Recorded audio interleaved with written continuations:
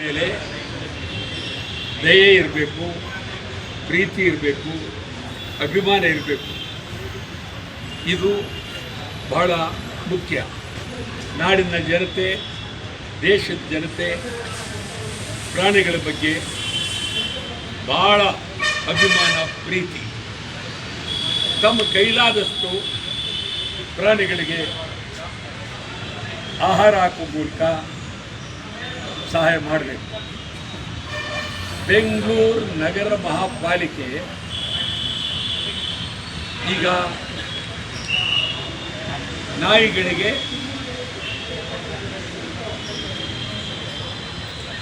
ಮಾಂಸಾಹಾರ ಹಾಕೋದಕ್ಕೆ 2,80,00,000 ಖರ್ಚು ಮಾಡಬೇಕು ಅಂತ. ಮೊದಲನೇದಾಗಿ ಇವರ ಯೋಜನೆ ಏನು ಅಂತ ಯಾರಿಗೂ ಗೊತ್ತಿಲ್ಲ. ಸುಮ್ಮನೆ 2,80,00,000 ಅಂತ ಯಾವ ರೀತಿ ನೀವು ಹಂಚಿಕೆ ಮಾಡ್ತೀರಿ? ಬೆಂಗಳೂರಿನ ಇರುವ ನಾಯಿಗಳಿಗೆ ಸುಮಾರು ಬೆಂಗಳೂರಿನಲ್ಲಿ ಎಷ್ಟು ನಾಯಿಗಳ ಸಂಖ್ಯೆ ಇದೆ ಅನ್ನೋದನ್ನು ಮೊದಲು ನಗರ ಮಹಾಪಾಲಿಕೆ ತಿಳಿದಿರಬೇಕು ಅಂತ ನಾನು ಅಂದ್ಕೊಂಡಿದ್ದೀನಿ. ಬೆಂಗಳೂರು ಉದ್ದಗಲಕ್ಕೂ ನಾಯಿಗಳಿಗೆ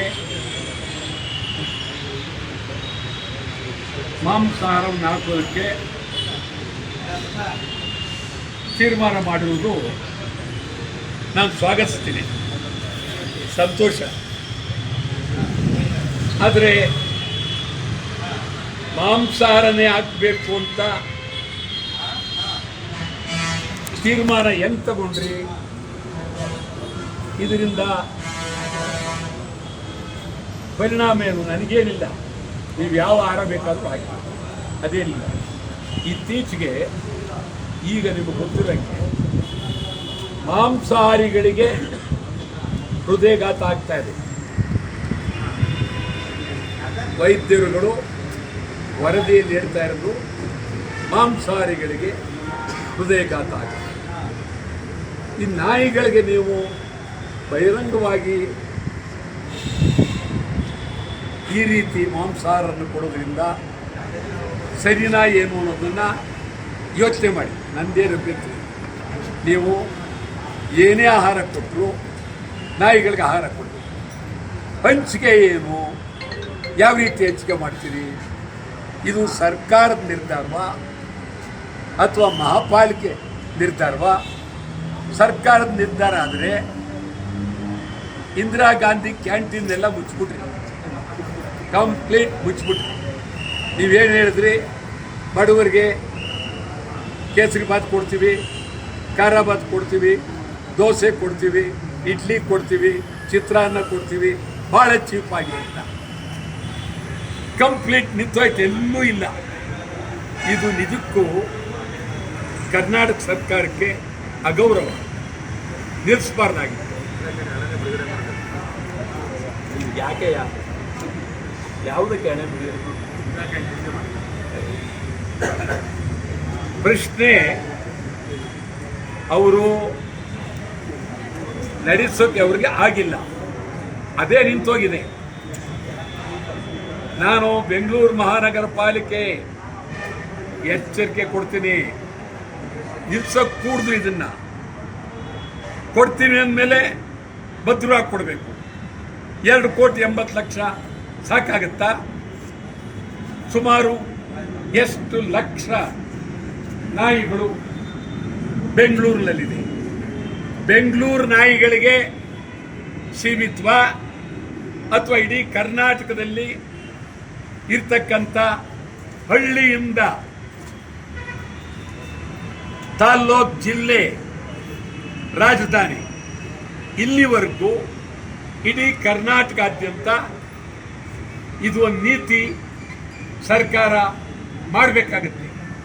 ಈಗ ಬೆಂಗಳೂರಲ್ಲಿ ಬೀದಿ ನಾಯಿಗಳ ಅಟ್ಯಾಕ್ ಜಾಸ್ತಿ ಆಗ್ತಾ ಇದೆ. ಒಂದು ಕಡೆ ಮಾಂಸಾಹಾರ ಕೊಟ್ಟು ಸ್ವಲ್ಪ ದಿನ ಕೊಟ್ಟು ನಿಲ್ಲಿಸಿಬಿಟ್ರೆ ಅದಕ್ಕಿಂತ ಜಾಸ್ತಿ ಆಗೋ ಚಾನ್ಸಸ್ ಇದೆ ಅಂತ ವಿರೋಧ ವ್ಯಕ್ತವಾಗ್ತಿದೆ ಇದಕ್ಕೆ. ಅದನ್ನೇ ತಮಗೆ ನಾನು ಅದನ್ನೇ ಹೇಳ್ತಾ ಇದ್ದೀನಿ. ಒಂದು ಸಾರಿ ನೀವು ಆಹಾರ ಕೊಡೋದು ಬೀದಿಗೆ ಇಳಿದ ಮೇಲೆ ಬಹಳ ಪ್ರಾಮಾಣಿಕವಾಗಿ ನಿಮ್ಮ ಅರೇಂಜ್ಮೆಂಟ್ ಏನು, ವ್ಯವಸ್ಥೆ ಏನು, ಎಷ್ಟು ವ್ಯಾನ್ಗಳು, ಯಾರಿಗೆ ನೀವು ಮಾಂಸಾಹಾರ ಮಾಡಿ ಕೊಟ್ಟಿರೋದು, ತರೋರು ಯಾರು, ಹಂಚೋರು ಯಾರು, ಹಂಚೋದಕ್ಕೆ ಯಾರು ಆಫೀಸರು, ಅದಕ್ಕೇನಾರು ಒಬ್ಬ IAS ಆಫೀಸರ್ ನೇಮಕ ಮಾಡಿದ್ರ ಬಹಳ ಅಗಾಧವಾದಂಥ ಕೆಲಸ ಇದು, ಭಾರಿ ಕೆಲಸ ಇದು. ಉದ್ದೇಶ ಒಳ್ಳೇದು, ಭಾರಿ ಕೆಲಸ. ನೀವೇನಾರ ಮಧ್ಯೆ ತಪ್ಪಿದ್ರೆ ನಾವು ನಿಮ್ಮ ವಿರುದ್ಧ ಮೊದಲನೇದಾಗಿ ಬೆಂಗಳೂರು ಬಂದ್ ಮಾಡಬೇಕಾಗುತ್ತೆ. ನಾಯಿಗಳಿಗೆ ಏನಾದರೂ ನೀವು ಇವತ್ತು ಕೊಟ್ಟು ನಾಳೆ ನಿಲ್ಲಿಸಿದ್ರೆ ಒಳ್ಳೇದಲ್ಲ.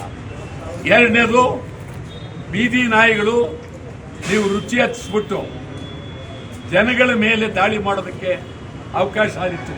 ಎಚ್ಚರ. ಇದ್ರ ಜೊತೆಗೆ ಜನ ಹೇಳ್ತಾ ಇರೋದೇನು, ಗುಂಡಿ ಮುಚ್ಚಕ್ಕಾಗಿಲ್ಲ, ನಾಯಿಗೆ ಅನ್ನ ಹಾಕ್ತೀರಿ. ಏನ್ ಜನ ಎಲ್ಲ ಕಡೆನೂ ಹೇಳ್ತಾ ಇದ್ದಾರೆ. ಈ ಬಗ್ಗೆ ಗೌರವವಾಗಿ ನೀವು ಮೊದಲು ಗುಂಡಿ ಮುಚ್ಚಿ, ಗುಂಡಿ ಬೆಂಗಳೂರು ಆಗಿದೆ, ಮೊದಲು ಗುಂಡಿ ಮುಚ್ಚಿ. ಅದಾದ ಮೇಲೆ ನೀವು ಮಕ್ಕಳಿಗೆ ವಿದ್ಯಾಭ್ಯಾಸ, ಅವ್ರಿಗೆ ಕೊಡೋ ಊಟ ಏನು ಕೊಡ್ತಾ ಇದ್ದೀರಿ? ಅವ್ರಿಗೆ ಮಕ್ಕಳಿಗೆ ಸರಿಯಾಗಿ ಊಟ ಕೊಡಿ.